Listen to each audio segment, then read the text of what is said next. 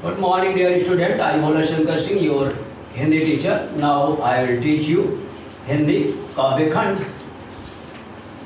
Topic will be Savaiya of Rashkan. Suprabhatam, मैं भोला शंकर सिंह, आपके हिंदी अध्यापक। आज मैं आपको रशखान कवि के सवैये से अवगत कराऊंगा और आप लोग पहले रशखान के बारे में उनके जीवन परिचय जीवन परिचय को जान लीजिए। फिर इसके बाद हम उनके सवैये का अर्थ हम बताएंगे। तो पहले रशखान कवि के बारे में हम आपको बताते हैं। रशखान थे कौन? रशखान ये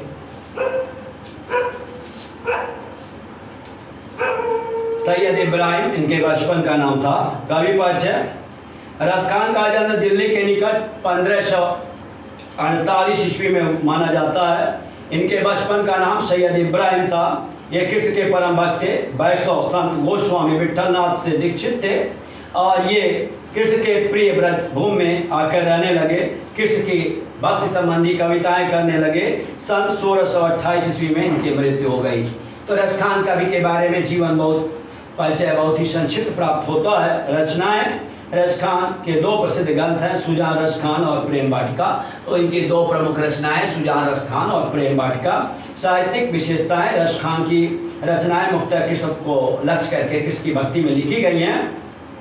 यहाँ ब्रज की महिमा, कृष्ण के साथ जो भी चीज़ें उनके हैं सब भगवान इनको रशखान जी को अच्छी लगती हैं। और पाठ का परिचय। रशखान कृष्ण की भूमि वृंदावन मथुरा की सभी वस्तुओं से प्रेम करते हैं और क्योंकि उनका संबंध उनके आराध्य देव श्री कृष्ण से है। वे मनुष्य पशु पक्षी और यहाँ तक पत्थर बन करके भी वे ब्रज के भूमि में ही रहना चाहते हैं। और वे 8 सिद्धि 9 निधि के सुख नंद की गाय चराए विचारो, ऐसा वे करना चाहते हैं। वे 8 सिद्धि 9 निधि के सुख भगवान कृष्ण के साथ नंद की गाय को चरा करके वे उसे नहीं लेना चाहते। 8 सिद्धि 9 निधि के सुख नंद की गाय चराए विचारो, ये सारे सुख सुविधाओं का त्याग करना चाहते हैं लेकिन भगवान के साथ तादात्म्य स्थापित करना चाहते हैं। ऐसा रशखान कवि जो कृष्ण के लिए समर्पित हैं। इनके जीवन के बारे में है। जन्म 1548 और मृत्यु इनका उसी मध्यकाल के भक्ति काल के कवि माने जाते हैं। 1628 में इनकी मृत्यु हुई और ये कृष्ण को इनकी जितनी भी जो सवैया है भगवान कृष्ण को समर्पित की गई हैं। इन्हें ब्रजभूमि से प्यार है क्योंकि भगवान कृष्ण ब्रजभूमि में थे। उनकी हर चीज़ों हर वस्तुओं को पसंद करते हैं क्योंकि वो कृष्ण के को परम आराध्य मानते हैं। रशखान के बारे में मैंने उनका संक्षिप्त परिचय बताया। अब हम एक एक सवैये को लेते हैं और उसके अर्थ हम आपको बताते हैं। बहुत ही सुंदर सवैया है, गेय पद हैं। आप इनको बिल्कुल सरस गान करके इसका आनंद लेंगे और इसे हम आशा करते हैं कि आप इन सवैयों को कंठस्थ भी करेंगे। तो मनुष्य हो तो वही रशखान, बसो ब्रज गोकुल गाँव के ग्वारन। जो पशु हो तो कहाँ बसु मेरो, चरो नित नंद की धेनु मजारन। वाहन हो तो वही गिरी को जो पियो, हरि छत्र पुरंदर दारन। जो खग हो तो बशेरी करो मिली, कालिंदी कूल कदम्ब की डारन। तो ये पहला सवैया है जिसका कि आपको हम अर्थ बताएंगे कि मानुष हो तो वहीं रशखानी, अब बसों ब्रज गोकुल गांव के ग्वारन। रशखान जी इच्छा व्यक्त करते हैं कि यदि मेरा अगला जन्म मनुष्य का हो तो मुझे कहाँ होना चाहिए? मानुष हो तो वही रशखानी, बसों ब्रज गोकुल गांव के ग्वारन। तो मेरा जन्म ब्रज में हो और गोकुल के गांव ग्वाल वालों के बीच में हम रहें। और जो पशु हो तो कहाँ बसु मेरो, चरो नित नंद के धेनु मजारन। अगर मेरा कर्म खराब है, शायद मैं पशु योनि में हूँ, तो मेरा वो पशु भी हूँ तो मैं जो पशु हूँ तो कहाँ बसु मेरो, तो मैं कहाँ रहूँ? चरो नित नंद के धेनु मजारन, मैं हमेशा नंद बाबा के गायों के मध्य में चलूँ। तो पाहन हो तो वही गिरी को, यदि मैं पत्थर भी बन जाऊं तो उसी गिर का पत्थर बनूं कि धरो हरि छत्र पुरंदर धारण कृष्ण, इंद्र के कोप से रक्षा के लिए जिसे उन्होंने छत्र के रूप में धारण किया था, उस गोवर्धन का हम पत्थर बने। और जो खग हो तो बशेरी करो मेरी कालिंदी कूल कदम के डाल, यदि मैं पक्षी हो जाऊं तो हम वहां बसूं, कालिंदी कूल यमुना के किनारे कदम की डाल पर मेरा निवास, जहाँ भगवान नित्य जाया करते थे गाय चराने के लिए, मैं वहां पर बसेरा करूं। ये बिल्कुल समर्पित कर रहे हैं, प्रेम में भगवान के इतने लीन हैं कि वे सब कुछ बनना चाहते हैं लेकिन रहना चाहते हैं वे ब्रज में ही। एक बार फिर मैं आपको इसका अर्थ बताना चाहता हूँ। मानुष हो तो वही रस खानी बसों ब्रज गोकुल गांव के गौरव। और ये कह रहे हैं कि यदि मैं मनुष्य हो जाऊं तो रशखान जी कह रहे हैं कि यदि मेरा अगला जन्म मनुष्य का हो तो मैं वहीं पे रहूं, और जहाँ पर कि ब्रज के ग्वाल वाले रहते हैं, मैं वहीं पे पैदा हूँ और वहीं पे मैं बढ़ूँ, वहीं पे रहूँ। जो पशु हों तो बशेरी करो मेरी कालिंदी कुल चरो नित नंद के धेनु मजार। यदि मैं पशु हो जाऊं तो मैं पशु ऐसा पशु हूं जो कि नंद बाबा के गायों के मध्य जो होता है कि मैं हमेशा चलता रहूं। और पाहन हो, यदि मेरा कर्म एकदम खराब हो जाए, यदि मैं पत्थर हो जाऊं तो पाहन हो तो वही गिरी को, उस गिरी का पत्थर बनूं, उस पर्वत का जो होता है टुकड़ा बन जाऊं, जो धरो और छत्र पुरंदर धारण, जो इंद्र के कोप से रक्षा करने के लिए भगवान कृष्ण ने उसे उंगली पर धारण किया था। और जो खग हो तो बशेरी करो मेरी कालिंदी कूल कदम की डाल। यदि हम खग हो जाए, पक्षी हो जाएं, तो हम कदम की डाल पर निवास करें। और कैसा कदम का डाल? जो बिल्कुल कालिंदी यमुना के किनारे हो, ऐसे कदम पर हम निवास करें, बसेरा बनाएं। तो काव्य सौंदर्य कृष्ण भक्ति का सुंदर वर्णन अनुप्रास अलंकार है। कालिंदी कूल कदम्ब में अनुप्रास अलंकार दर्शनीय है। सवैया छंद है, मधुर ब्रज भाषा का प्रयोग है। रसखान प्रत्येक रूप में ब्रज में ही क्यों रहना चाहते हैं? प्रश्न बहुत पूछा जाता है कि रसखान हमेशा ब्रज में ही क्यों रहना चाहते हैं? क्योंकि वे कृष्ण उनके आराध्य देव हैं। कृष्ण की सारी चीज़ें उनको अच्छी लगती हैं, और भक्त वही होता है जो बिल्कुल अपने ईश्वर, अपने जो होता है प्रेमी से तदात्म्य स्थापित करे, उनकी हर चीज़ें उसे उन्हें अच्छी लगे। तो इसलिए वे पूरा समर्पित हैं कि हम उनको छोड़ करके कहीं अन्यत्र ना रहें, चाहे हमें पत्थर ही क्यों न बनना पड़े।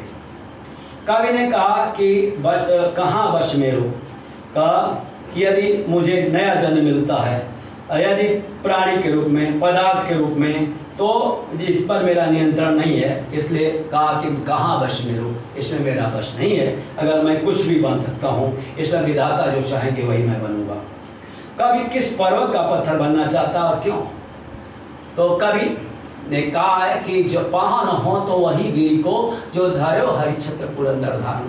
कहा यदि मैं पत्थर हो जाऊं तो मैं उस पहाड़ का पत्थर हूं जिसे भगवान कृष्ण ने पुरंदर इंद्र के कोप से बचाने के लिए उसे धारण किया था, अर्थात वे गोवर्धन का पत्थर होना चाहते हैं। क्यों होना चाहते हैं? क्योंकि उनके हाथों का स्पर्श पाना चाहते हैं।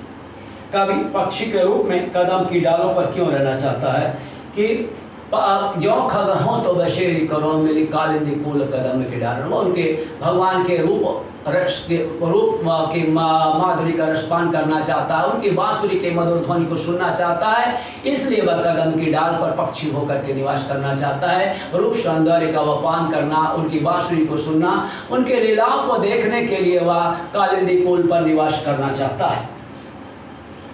ये पहले सवैये का अर्थ रहा।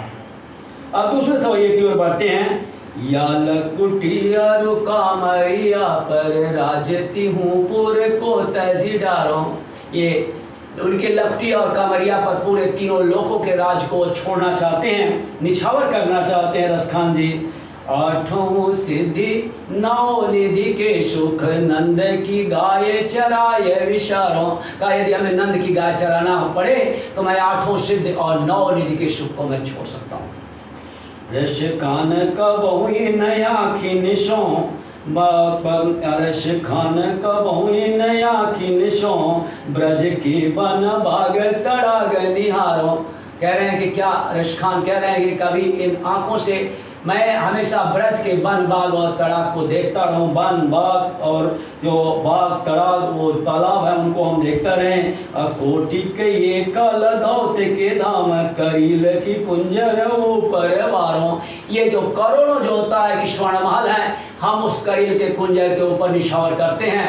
हमें ये अच्छा नहीं लगता। हम जिस सघन कुंज में भगवान राम भगवान कृष्ण निवास करते हैं, हम वहाँ रहना चाहते हैं। कि मेरे लिए यह जो होता स्वर्ण धाम अच्छे नहीं है। एक बार फिर हम आपको ये अर्थ बता देना चाहते हैं। या लकुटिया रुका मरिया पर राजती हूँ पूर को तजी डारो। ये पहला पंक्ति है कि या लकुटी अरुका मरिया पर, उनकी लकुटी जो छड़ी लेकर के जाते थे, कामरिया जो ओढ़ते थे, इस पर कह रहे हैं कि राज तिहुपुर को तजिडारो का इस पर इस सौंदर्य पर तीनों लोगों को निछावर करने के लिए रसखान जी तैयार हैं। आठों सिद्धि नौ निधि के सुख नंद की गाय चराय विशारों। वो आठों सिद्ध और नौ निधि के सुख को पूरे जो होता है, जो संसार में सारे सुख होते हैं, उनको नंद के गाय को चराने के बजाय उसको जो होता है कि त्याग देना चाहते हैं। नंद के गाय को चराना चाहते हैं, लेकिन उनको ये आठों सिद्धि और नौ निधि के सुख नहीं चाहिए। रस खान कबोई नया खिन सोमरज के बन भाग तड़ाग निहारों। रस खान कहते हैं कबो इन आँखों से, क्या इन आँखों से ब्रज के वन बाग और तड़ाग को देखने का मौसम मिलेगा। ब्रज के वो भगवान कृष्ण के जो होता है जितने पावन, जहाँ पर वो अपने विभिन्न लीलाओं को किया करते थे, उन्हें हमें देखने का सौभाग्य मिलेगा। कोटि ने ये कल धौत के धाम करील की कुंजर ऊपर वारों।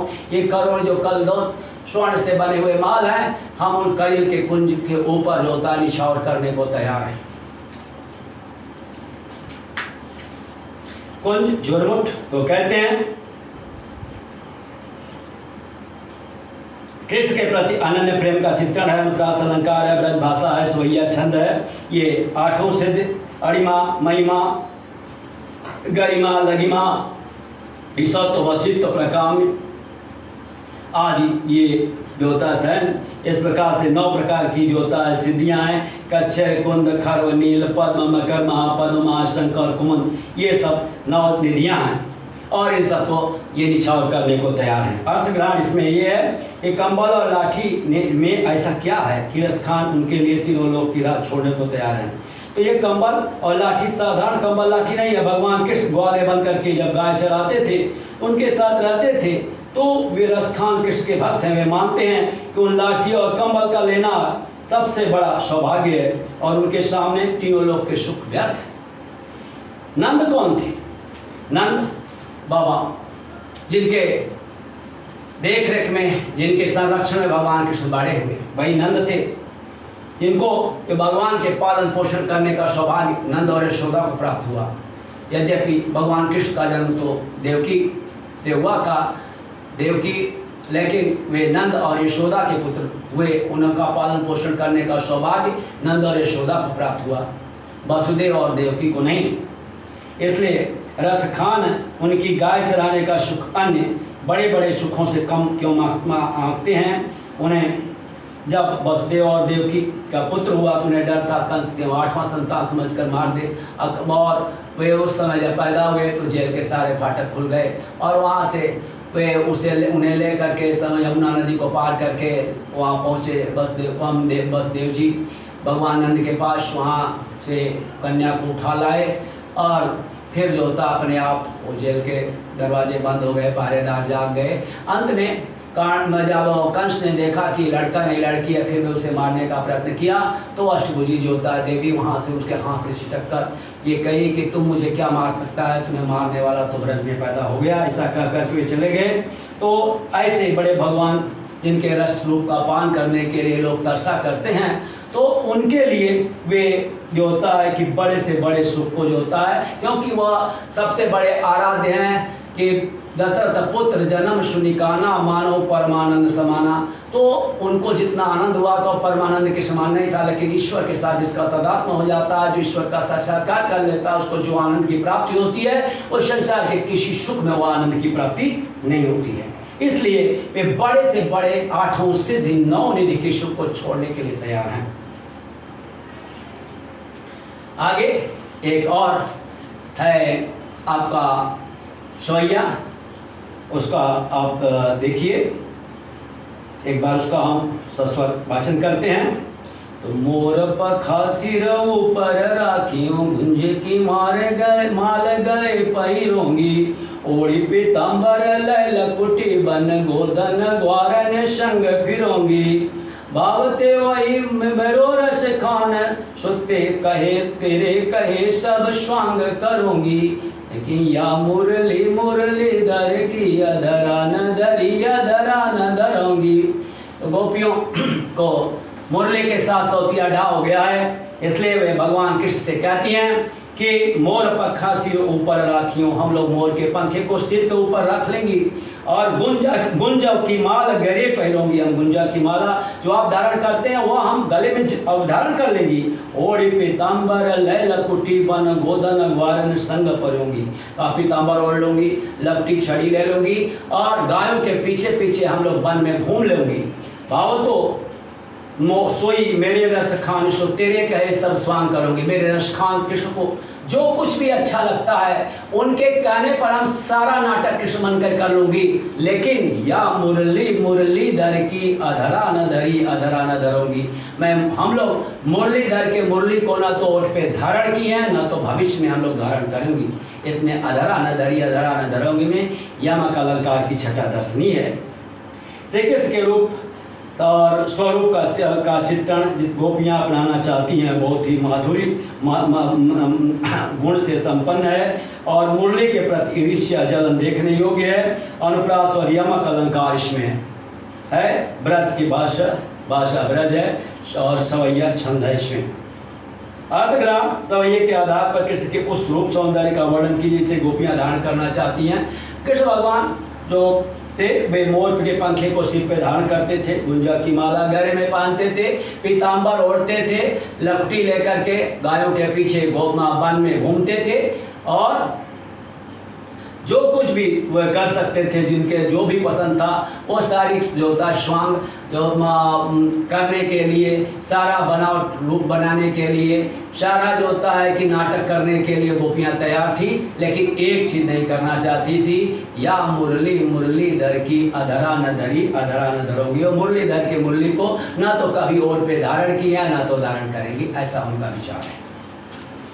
अब स्वांग करोगी का मतलब नाटक करना। वे गोपियाँ वहाँ भगवान कृष्ण के साथ रहती हैं, वे कृष्ण बन करके नाटक करना चाहती हैं। कृष्ण जो कुछ भी हैं एकदम ठीक कृष्ण बन करके, पीताम्बर ओढ़ करके, और उस पर सिर पर मोर का पंखा, गले में गुंजा की गुंज की माला पहन करके आदि, वे सारा नाटक भगवान कृष्ण बनने का कर सकती है।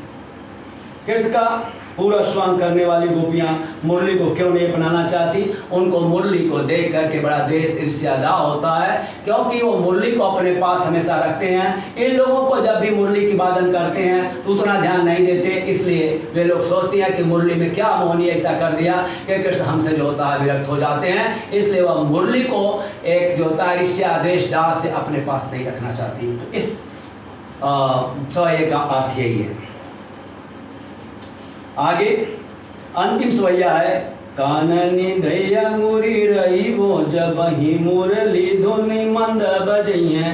हम लोग कानों में उंगली डाल लेंगे जब वो कभी जो होता है मुरली के मंद मंद मधुर ध्वनि को बजाएंगे, हम लोग नहीं सुनेंगे उसे। मोहनी तानन शोरस कानी अटा चढ़ी गोदन गई तो गई का मोहनी तान से रसखान जी कहते हैं अटा चढ़ी गोधन गई हैं सो गई हैं, ऊपर चलती अटालिका पर या गायों के पास जो होता है गाएंगे तो गाने दीजिए, हम लोग उसे सुनेंगे ही नहीं। तेरी कहो शिगरे ब्रज लोग निकाली को कितनो समझिए। हम लोग बड़ी जोर से पुकार के कह रही हैं कि काल हम लोगों को चाहे जितना भी समझा दें, लेकिन बारी वो मारी वो मुख की मुस्कानी समारी न जइए न जइए न जइए का हम लोग इतना तो कर सकती हैं, लेकिन सारा चीज़ हम लोग अपने नियंत्रित कर सकती हैं, लेकिन भगवान कृष्ण की मुस्कान को देख कर सुन करके हम अपने को जोता रोक नहीं पाएंगे। ये हम लोग जोता न जइया ऐसा कर करके वे अपने को असमर्थ बताती हैं। तो ये भाव है कि श्री कृष्ण मंद बांसुरी बजाएंगे हम लोग नहीं सुनेंगे, अपने कान में उंगली डाल देंगे।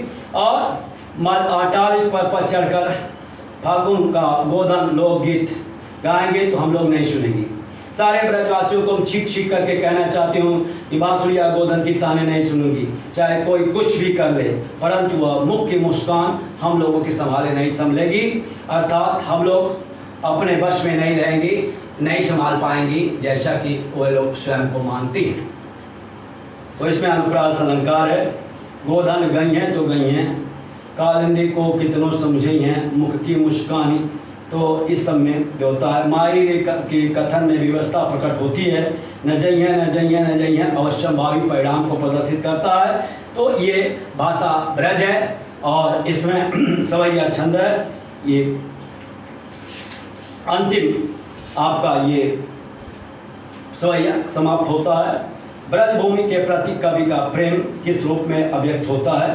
तो ब्रज के रूप में उनका प्रेम पक्षी होना और पशु होना, पक्षी और इसके साथ साथ पत्थर होना भी उनके लिए जो होता अच्छा है। तीनों लोग की सारी सुख सुविधा ब्रज के भूमि के ऊपर निछावर करना चाहते हैं, इसलिए उनका ब्रज के भूमि के प्रति अत्यधिक अनुराग है, प्रेम है। तो आज का हम पाठ यहीं पर समाप्त करते हैं और शेष अगले दिन।